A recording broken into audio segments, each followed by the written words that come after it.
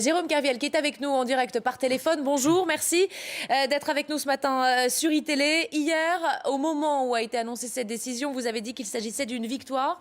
Avec quelques heures de recul, comment vivez-vous les choses ?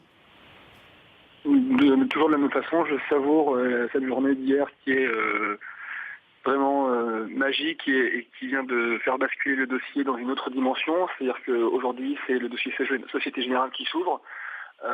Certes, il reste la possibilité de l'exécution de la peine de prison, mais en vrai, hier, c'est le dossier qui vient de s'effondrer, parce que ce dossier existe parce que c'est 5 milliards d'euros.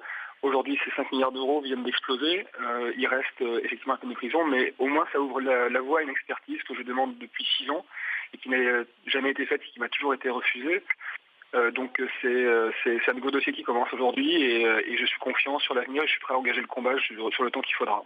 Possibilité, vous disiez, d'un retour en prison, ça veut dire que ça n'est pas certain aujourd'hui ? Mais écoute, je me pose même pas la question en fait. C'est de ce que j'en comprends, de là où je suis, à savoir en Italie, on me dit que la peine est exécutée, la peine de prison est exécutoire. Maintenant, je comprends pas. J'aurais des difficultés à comprendre si le parquet mettait ça à exécution dans la mesure où le fondement du dossier, encore une fois, vient d'exploser là aujourd'hui. Nous avons de nouveaux éléments que nous allons soumettre et qui nous sont arrivés depuis quelques semaines et quelques mois maintenant, qui changent pas mal de choses dans ce dossier-là. Nous avons 2 plaintes qui sont en cours contre la Société Générale pour faux usage de faux et escroquerie au jugement. Elles sont, je crois, en cours d'instruction. Il y a un juge d'instruction qui vient d'être nommé à ma connaissance.